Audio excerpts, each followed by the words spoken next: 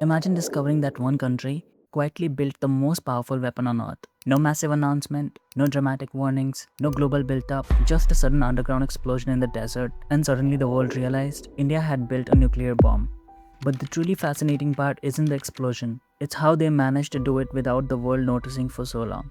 Because building a nuclear weapon is one of the most complicated scientific projects a nation can attempt, and yet somehow India did it quietly. To understand why this mattered so much, we have to go back to when nuclear weapons first appeared. When the first atomic bombs were used in war, the world instantly understood something terrifying. Humanity had just invented a weapon capable of destroying entire cities in seconds. And after that moment, nuclear weapons became something more than just military tools. They became symbols of ultimate power. Countries that possessed nuclear weapons suddenly had enormous strategic influence, and very quickly, a nuclear arms race began. The United States and the Soviet Union started building thousands of these weapons, each more powerful than the last. Soon hydrogen bombs appeared, weapons hundreds of times stronger than the original atomic bombs. The planet was now living under the shadow of nuclear destruction, but only a few countries had access to this technology, and they were extremely careful to keep it that way.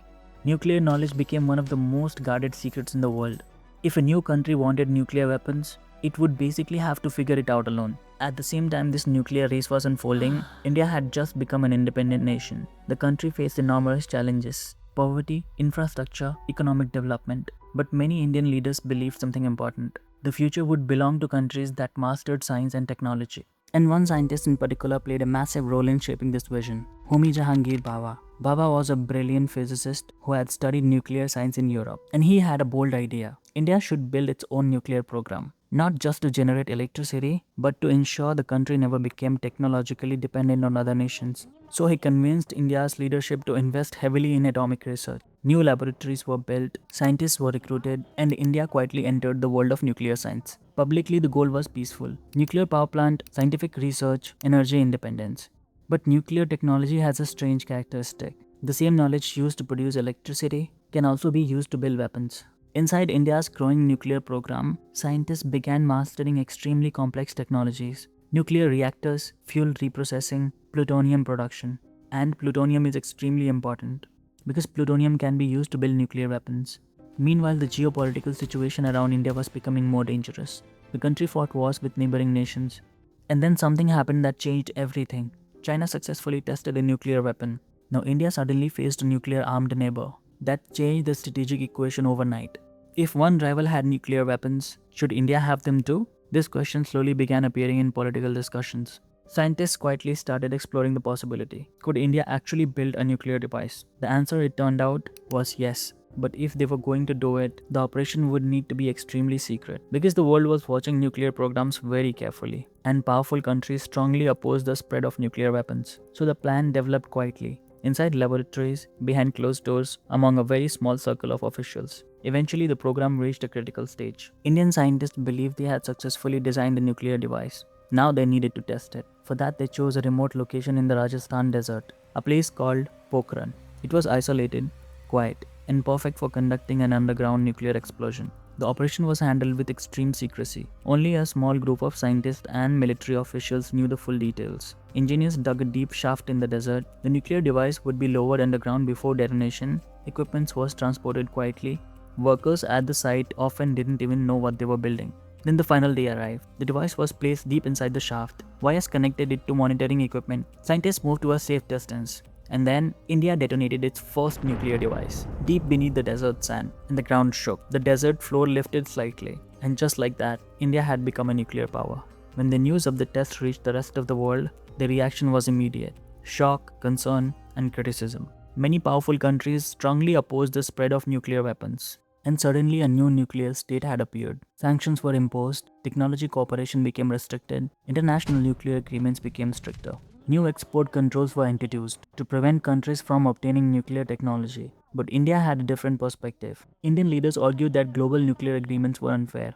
A small group of countries already possessed nuclear weapons, but they were trying to prevent others from developing them. India refused to sign treaties that permanently locked this imbalance into place. So despite the international pressure, India did not abandon its nuclear ambitions. Instead, the program simply became quieter, much quieter. For many years after that first test, India avoided conducting additional nuclear explosions. But that didn't mean the program stopped. Behind the scenes, scientists continued refining nuclear designs, improving weapon reliability, developing delivery systems like missiles, studying thermonuclear technology. All of this happened very quietly, without dramatic announcements, without global headlines. But the regional situation in South Asia was continuing to evolve. India's relationship with Pakistan remained tense, and Pakistan had begun pursuing its own nuclear program. Both countries understood the strategic implications. If one possessed nuclear weapons, the other would eventually try to match it. By this point, the world had also developed advanced spy satellites. These satellites could detect suspicious activity at nuclear test sites. So if India ever decided to test again, it would need to be extremely careful. Eventually, that decision came. India prepared for another series of nuclear tests. But this time, secrecy became an entire operation by itself. Scientists and soldiers worked together to hide their activities from spy satellites. Vehicles moved only at the night. Equipment was camouflaged. Workers avoided leaving visible tracks in the desert sand. Even the scientists sometimes disguised themselves as army personnel. The goal was simple: finish the preparations before anyone in the space noticed. And somehow, it worked. The world's intelligence agencies didn't even realize what was happening until it was already over. Multiple nuclear devices were detonated underground in a dramatic series of tests, and suddenly, India had openly declared itself a nuclear weapon state. Again, the world reacted with shock. Sanctions returned, diplomatic pressure increased. But the biggest reaction came from somewhere much closer: Pakistan. For Pakistan, the situation was impossible to ignore. Their largest rival had just conducted multiple nuclear tests. That dramatically shifted the balance of power in South Asia. But Pakistan also had been working on its own nuclear program. And very quickly, Pakistan conducted its own nuclear tests. Now, two neighboring countries possessed nuclear weapons. The region had officially entered the nuclear age, and the strategic dynamics of South Asia had permanently changed. Today, India and Pakistan both maintain nuclear arsenals, but nuclear weapons come with a strange paradox. They are the most destructive weapons ever created, yet their primary purpose is actually deterrence. The idea is simple: if two countries both possesses nuclear weapons, neither side wants to start a war that could escalate into nuclear catastrophe. So the weapons are meant to prevent conflict, at least in theory. But the existence of nuclear weapons always carries risk: miscommunication, escalations, human error. That is why nuclear strategy remains one of the most serious issues in global politics. And India's nuclear journey became one of the most fascinating examples of how a country navigated science, secrecy, and geopolitics. Because the story of India's nuclear program isn't just about bombs, it's about something deeper: scientific ambition, national security, global power, and the reality that knowledge cannot be easily contained. Once humanity unlocks the secrets of nuclear physics, the technology was never going to remain in the hands of only a few nations.